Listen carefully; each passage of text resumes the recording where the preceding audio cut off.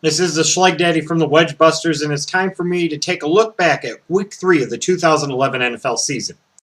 The 49ers proved on Sunday, no matter how ugly it is, a win on the road in the NFL is still a win on the road, and they defeated the Cincinnati Bengals 13-8. Blaine Gabbert may have made his NFL debut, but it was fellow rookie quarterback and number 1 overall draft choice Cam Newton who led his team, the Carolina Panthers, to a 16-10 victory over the Jacksonville Jaguars. Minnesota decided 10 points wasn't enough, 17 points wasn't enough. This time it was time for them to piss a 20-point halftime lead down their leg at home as Matthew Stafford came alive in the second half and finished with 378 passing yards and 2 touchdowns as the Detroit Lions won in overtime at the Roller Dome 26-23. In spite of the fact that the Tennessee Titans lost star wide receiver Kenny Britt to a knee injury, they found a way to hold on and beat the Denver Broncos 17-14.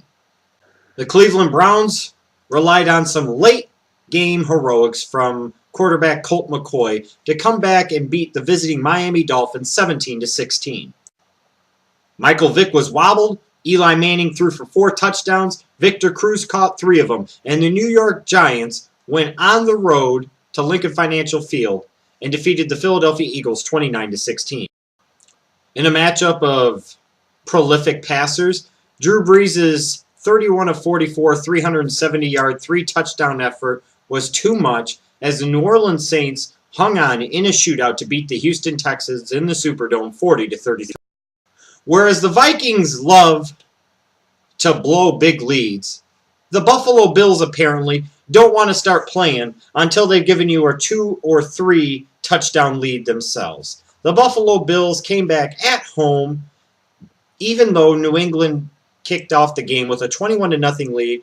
They ended up beating the New England Patriots 34-31 to take sole possession of first place in the AFC East. Wow.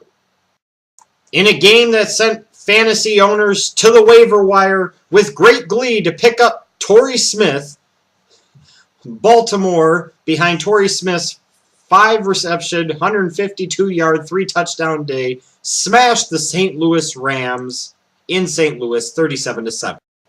Mark Sanchez threw for 369 yards, but Darren McFadden is a freaking beast, finally living up to his number 4 overall draft position from 2008. The Oakland Raiders, in the black hole, held on to beat the New York Jets 34-24.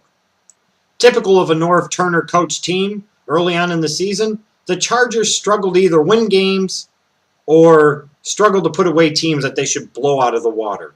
This Sunday was no different. The San Diego Chargers, behind Ryan Matthews' big performance, were barely able to hold on and beat the Kansas City Chiefs 20-17. Yuck. Newsflash to Lovie Smith, you may want to double team Jermichael Finley, you ass clown. Jermichael Finley had 7 catches for 85 yards and 3 freaking touchdowns. Jay Cutler is a douchebag. Jerry Angelo should be fired. Maybe Lovie Smith too. Definitely Mike Martz. The Green Bay Packers start off the season 3-0. The defending Super Bowl champs, in their best performance to date, beat the Chicago Bears in Soldier Field 27-17. Ugh. Seattle beat Arizona 13-10. Next. Matt Ryan threw for over 300 yards, but there may be something to his inability to win on grass or on the road, as the Tampa Bay Buccaneers were able to beat the Atlanta Falcons 16-13. In a bit of a surprise, the Indianapolis Colts hung tough all game long before ending up dropping the game to the Pittsburgh Steelers 23-20.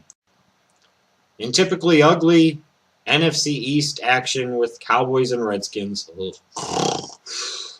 Redskins fans found out once and for all, or they need to start learning, that Rex Grossman sucks and you're not going anywhere with him as your quarterback.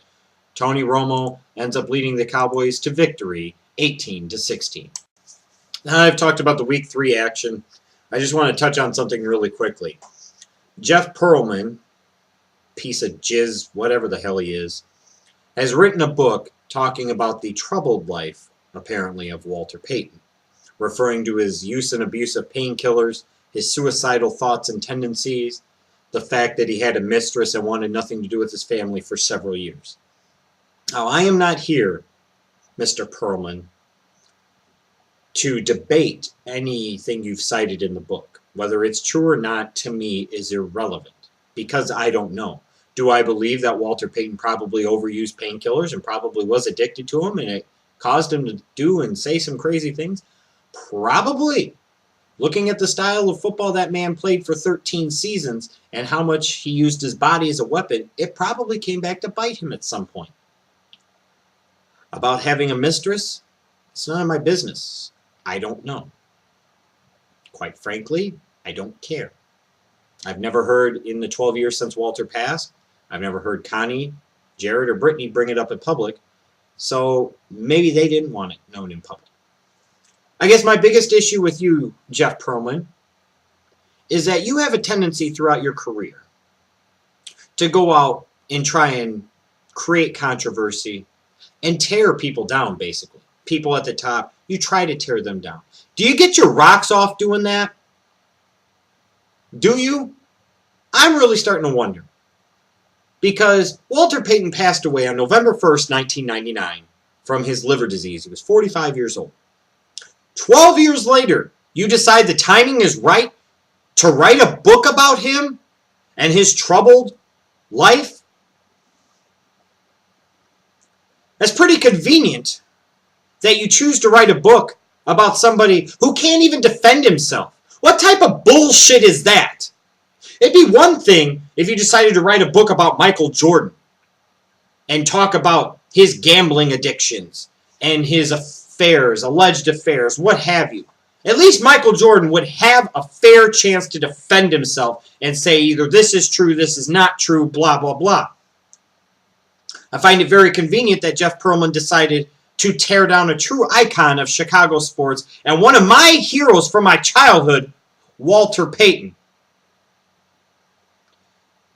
Does he expect that Bear fans and football fans in general are going to take kindly to this? No. And again, I'm not here to argue or debate the facts, because there may be truth in them. The bottom line is you wrote a book about somebody who's gone and he doesn't even have the chance to defend himself. And from all the different excerpts that I've read so far, none of the family was quoted. You're quoting former agents and blah, blah, blah. If there's nothing from Connie or Jared or Brittany in the book, and I have not read the book, but I have not seen any excerpts saying they were quoted at all. You're going around all these anonymous sources or these former agents, etc. Maybe they're former agents for a reason. Did you ever think about that? Did you research your sources to make sure that there weren't vendettas or axes to grind against Sweetness? Bottom line is, I find it quite reprehensible and rather chicken shit of you, Mr. Perlman, to write a book about somebody that didn't need to really be written 12 years after the man has passed away. So now, no matter what, people are automatically going to take everything that you said, because you're the last one to throw the salvo, so to speak. Everything that you say is a freaking gospel without Walter even having a chance to defend himself. So Jeff Perlman, fuck off. That's all I got to say about that piece of trash. Let me know what you thought of Week 3 down below. I'm the Schleg Daddy from the Wedge Busters.